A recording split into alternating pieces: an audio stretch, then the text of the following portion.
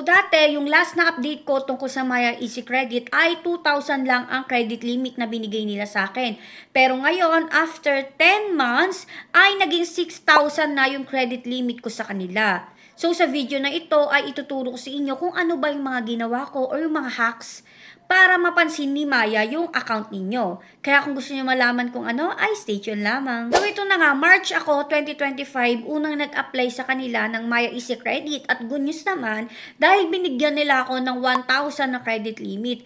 Sobrang saya ko na talaga noon kahit 1,000 lang yung binigay nila kasi as in new user pa lang talaga ako sa Maya noon nung nag-try ako mag-apply. Kagagawa ko lang ng Maya account pero inofferan agad nila ako ng Maya Easy Credit tapos binigyan pa nila ako agad ng credit limit. So ngayon, mag-iisang taon na akong user ni Maya at good news naman dahil nga 6,000 na yung binigay nilang limit sa akin. So baka sabihin ng iba, ang liit pa rin naman ng 6,000. No, malaki na talaga yung 6,000 para sa akin kasi nag-start ako ng 1,000 lang. So ibig sabihin, binigyan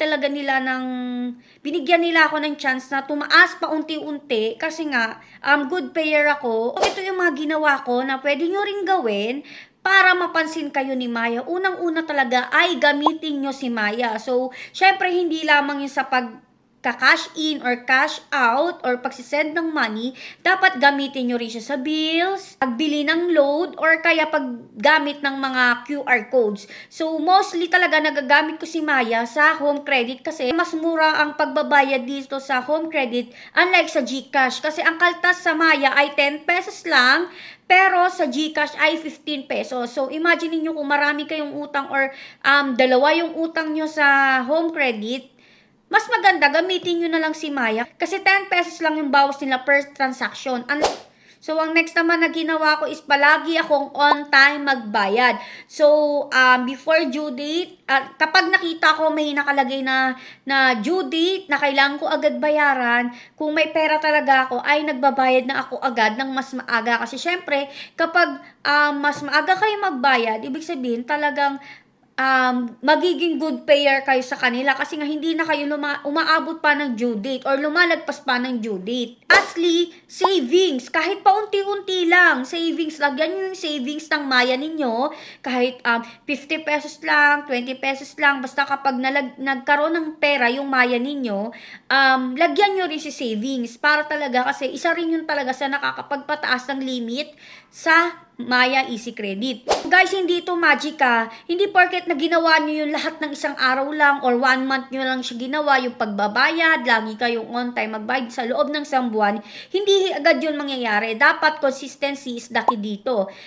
Dapat monthly talaga kayong gumagamit ng Maya, hindi kayo na-overdue at gumagamit kayo ng savings. Dapat active yung account ninyo at wag kayong magpapalate ng bayad kasi nga pwedeng bumaba yung credit score ninyo kapag ganun yung ginawa. So ito, may nagsasabi kasi na fake news daw dun sa Maya Easy Credit ko nung nagtaas pa lang ako ng 2,000. Binidyo ko kasi yon at sinasabi dito nila na fake news. Ilang beses na ako nagbabayad agad, wala pang 1 week na bayaran ko agad pero di pa rin tumaas credit limit ko. Tingin ko walang connect ang pagbayad ng maaga sa tagal siguro ng paggamit ng Maya para tumaas credit limit mo. Ito pa sabi niya, fake news, 10 beses na ako nagbayad, nananatili pa rin 3K. So, kagaya nga ng sinabi ko kanina, hindi lang siya isang beses ginagawa or 2 beses na ginagawa. Consistency is the key talaga.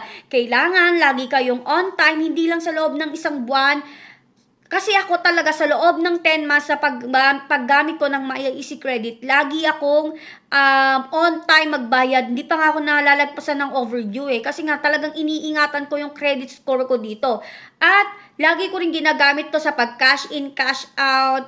Although hindi ko siya madalas nagagamit sa load at sa savings, pero if ever talaga naglalagay talaga ako sa savings kahit 5 piso, 10, 20 pesos, doon talaga malalaman nila na consistent kayo sa pagbabayad at paggamit ng Maya. Hindi porket isang beses nyo lang ginawa ay tataas na agad or bigyan na kayo agad ng mataas na credit limit ni Maya. Hindi po ganon. Syempre kailangan pagpaguran nyo, paggandahan ninyo yung performance ninyo sa Maya para talagang bigyan kayo at mapansin kayo ni Maya.